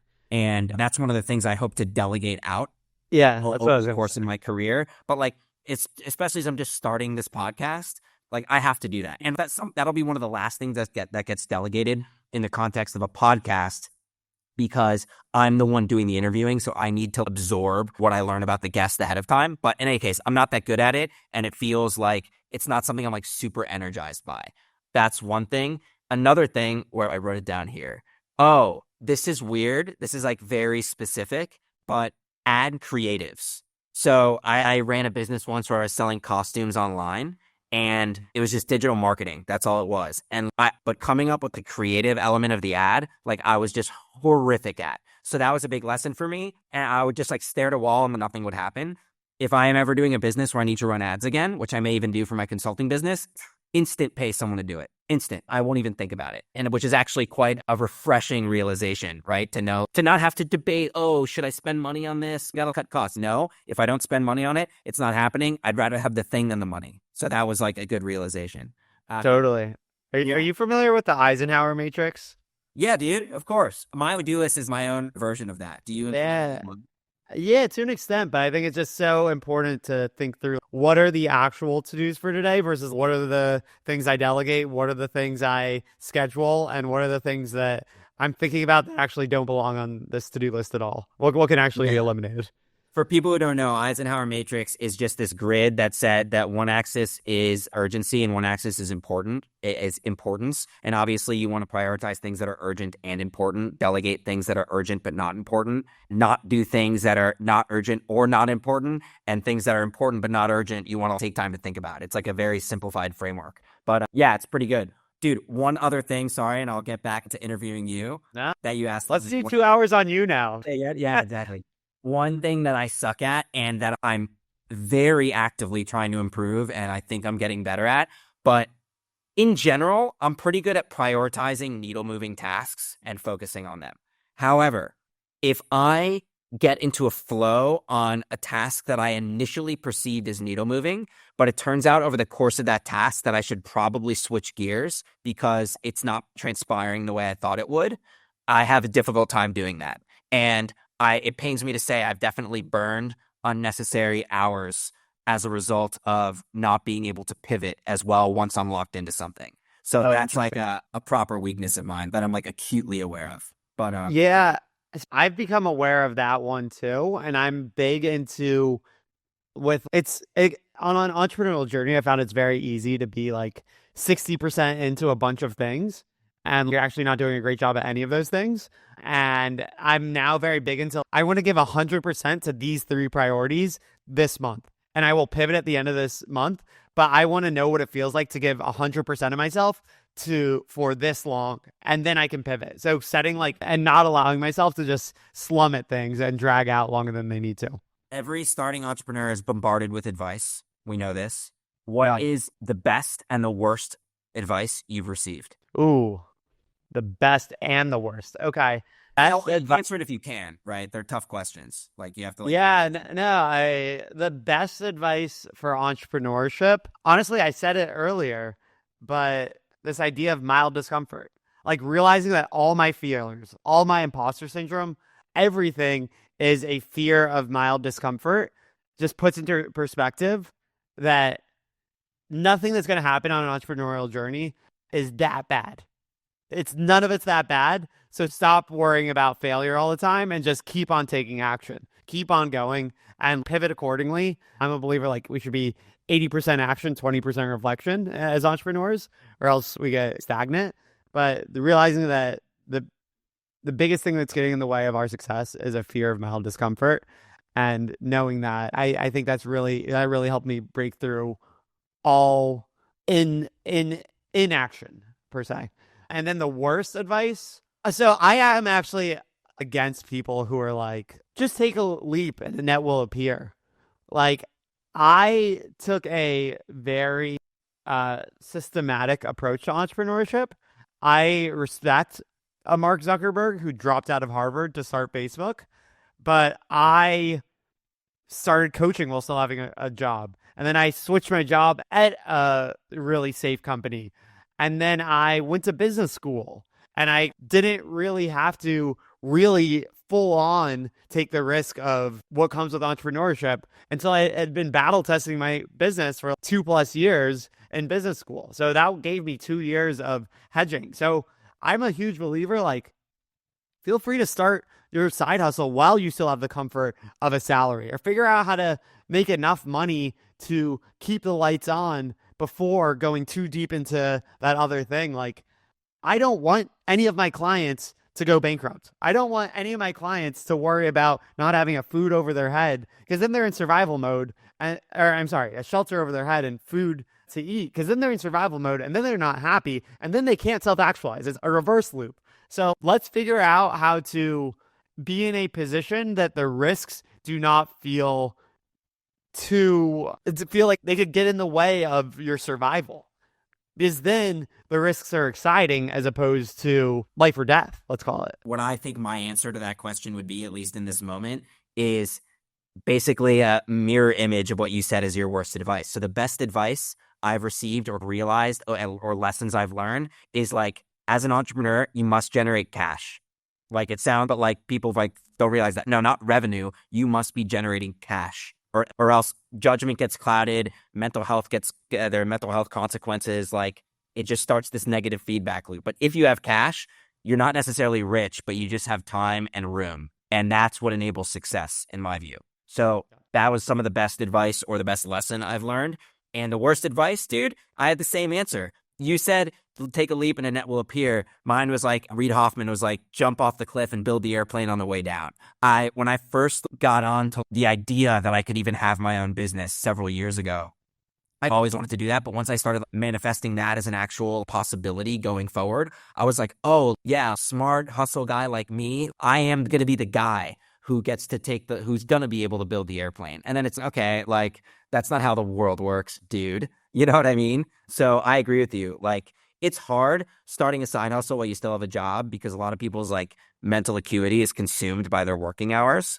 I've done this just like you have. And at some point, like I made the transition, but I understand the desire to quit early and just go all in so you can like deliver, right? Because of your mind share and your mental firepower is freed up to focus on that thing.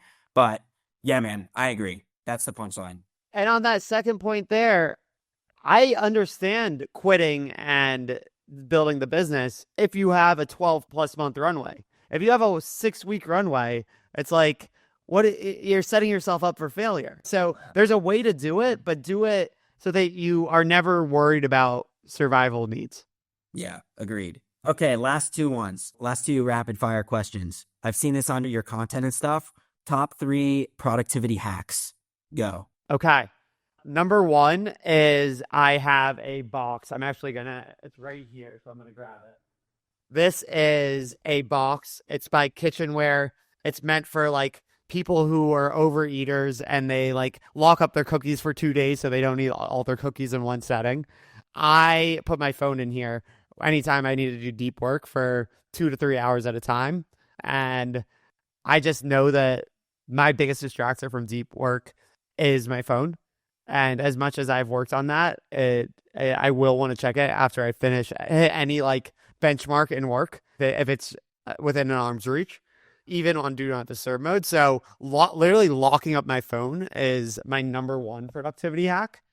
Number 2 would be my morning routine. Just like when I feel good, I'm able to do so much more. When I've done the exercise, done the meditation, done the journaling, done the cold shower, like I am ready to work. My like somehow all of that tells me that, okay, like we're doing this thing. And that's like a non-negotiable for me right now. And the last one is productivity hack. I think 3, and those are 2 good ones, but if you have it's just like having really strong accountability. Like I'm writing a book right now and I have a woman who I had on my podcast and she's also writing a book. And we have a deal that any week we don't send each other a new chapter. We owe each other $100. So I don't want to send her $100. I really don't want to give her $100, and therefore I write the chapter. So we fall to our systems. We are as strong as our systems. So build a foundation, just like you build a house. When you build a house, half of the time they're just putting things in the ground. Then all of a sudden a house pops up over the next like couple months. Like you don't want a beautiful top of the house with no foundation, and all of a sudden your plumbing doesn't work, and all of a sudden you start like it's a swamp and you're like in the ground.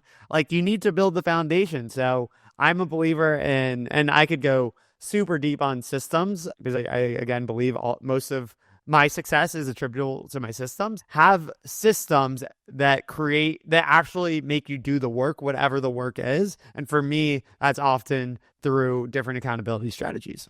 I can go deep down that with you. And the last thing I want to say for the audience is know if you're a rewards or a punishment person. It sounds so simple, but some people work because they get to eat the ice cream at the end of the day, and some people work because they don't want to give up the thing. And it's different for everyone, but know that, and that'll make you way more effective. Give up the $100, give up the whatever. Last question about the phone thing. You can get access to your phone if there's an emergency. Oh, it's locked the fuck down. It's locked the fuck down. So I'll set it for 1 minute right now. Is it a tent cage? Is it like a Faraday cage, no signal? No, there is signal. So I put my phone on do not disturb, so I can't hear it vibrate. But it says 1 minute. I click down. It gives me a 5, 4, 3, 2, 1. And then on the side, that comes out. So there's no way of opening this until we're out. If you wanted to get in there, you'd have to beat it to oblivion with a hammer. I would need a hammer. Yeah. Wow. So I give myself no option. Yeah. Systems. It's my system. Knowing that I have no access to my phone, it's fuck. I might as well work. Yeah, right? What are you going to do? You said that morning routine is like your non-negotiable. Everyone has non-negotiables, right? Where like it will be the last thing they sacrifice. Life comes at you though, right? How rigid is your morning routine if something comes up that prevents you from getting like a good night's sleep? Because for me, execution in the morning is predicated on how good I feel. So if my routine gets fucked up the night before, the chances of me slipping are much higher.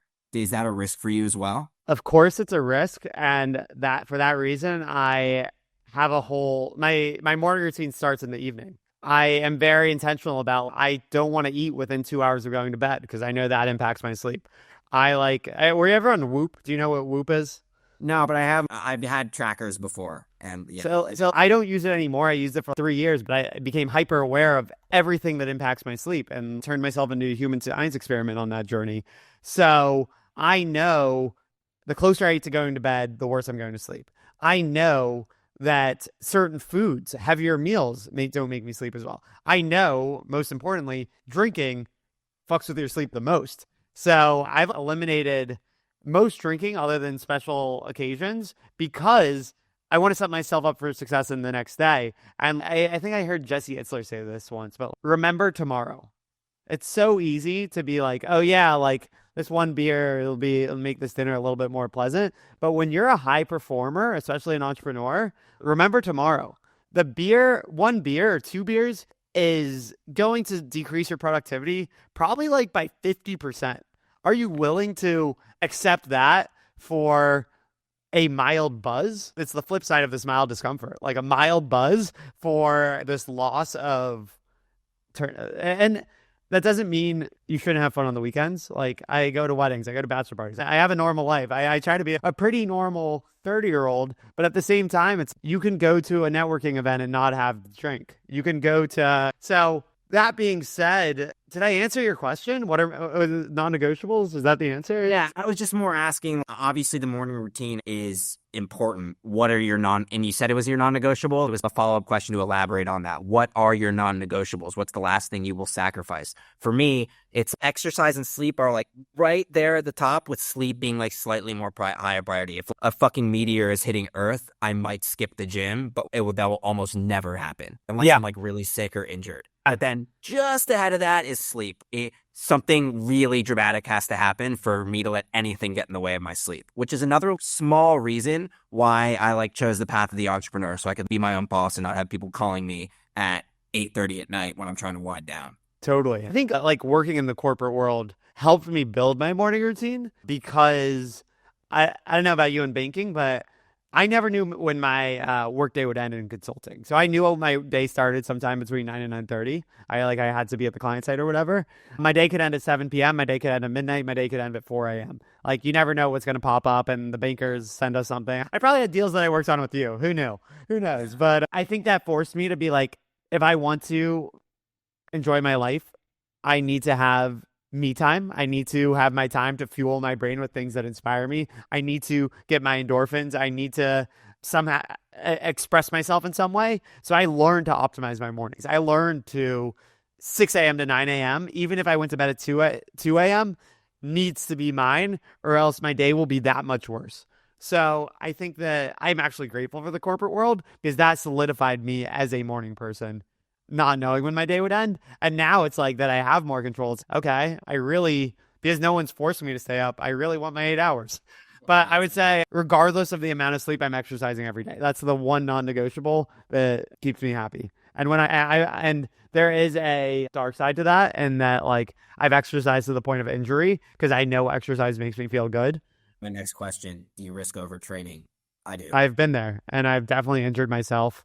And I've definitely had times where it's like I was exhausted, but I knew like all these meetings mattered, and I'd go run for a mile before each of those meetings just to be on my peak energy for every important meeting. And I was just like not listening to my body at all. And that's been a journey for me over the past few years of learning to listen to more than just my mind and my drive to succeed. Because we'll close with this, but I think there's two types of high performers. There's the high performers who achieve every goal they put their mind to, and they wear these blinders at all times that are like, it doesn't matter what the goal is, I'm just going to get there, and then I'm going to look up, and then I'm going to pick another goal, and I'm going to get there. And all of a sudden you wake up when you're 40 and you're like, how did I get here? Yes, I have success. Yes, I have like what I thought I always wanted, but am I happy? And then there's if you're a high performer, learning to take your blinders off, and instead of just chasing goals aimlessly because you can, it's like asking yourself, why am I chasing this goal? And is this really the right mountain that I'm climbing? And it's those people who tend to pivot and eventually find the thing that's most important to them, although it usually comes with some quarter life crisis and a mental health journey to really find the other side of that, which is a meaningful life. Indeed, man. I think I can definitely identify with that. And I think a lot of people, hopefully, who are watching this can identify with that as well. Also, last point about the exercise, I think not that many people in the world can grasp the concept of unhealthy exercise like you described. But that's what that is. And I think if there's a group of people who understand that, it's probably some of the people listening to this podcast. Don't overtrain people. Like right now, I'm on like a deload week for people who don't know what that is. Like you like lift less weights for a week after 6 weeks of lifting weights, just so your body can like underlying recover. So yeah. Yeah. What we don't talk about is that endorphins are a drug just like alcohol or pot or heroin are. We are just as addicted once you build that habit to the endorphins as you are to anything else. And that can cause you to do things that are harmful. So be careful. Yeah, man. Thanks, dude. Where can people find you? How do we do the plug here? I appreciate you. The website is hitofhappiness.com if you want to check out the business. I have an Instagram at hitofhappiness. I'm on LinkedIn, Brian Dubow. Like, definitely connect with me on LinkedIn, and happy to have a conversation about any of this. As you can tell, I have a lot to talk about, sometimes too much, but Ed brings the best out of me. So please reach out if any of this piques your interest, or if you want to talk about coaching. I would love to support you on your journey because, again, we can do anything we put our minds to. It's a matter of having the right systems and the right systems in place physically and the right belief systems in your head. And if I can help you get there, I want everyone to succeed in whatever that means to them. Thanks, Brian. Yeah, I'll put all that stuff in the description below. I think there are a lot of people out there who could benefit from at least connecting with you or being exposed to your content and your energy, as you put it. So yeah, check out hitofhappiness.com. Hopefully, maybe we can do another one of these podcasts in a year's time or so once things have transpired a little bit more, maybe go deep on systems. But for now, thanks for joining, man. Hey guys, did you know we are in the middle of an algorithm hunger crisis? The algorithm survives on a diet of likes, comments, and subscribes, but it has a bottomless appetite. Like and comment on this video and subscribe to my channel to make sure the algorithm doesn't go to bed hungry tonight. I'll see you in the next one.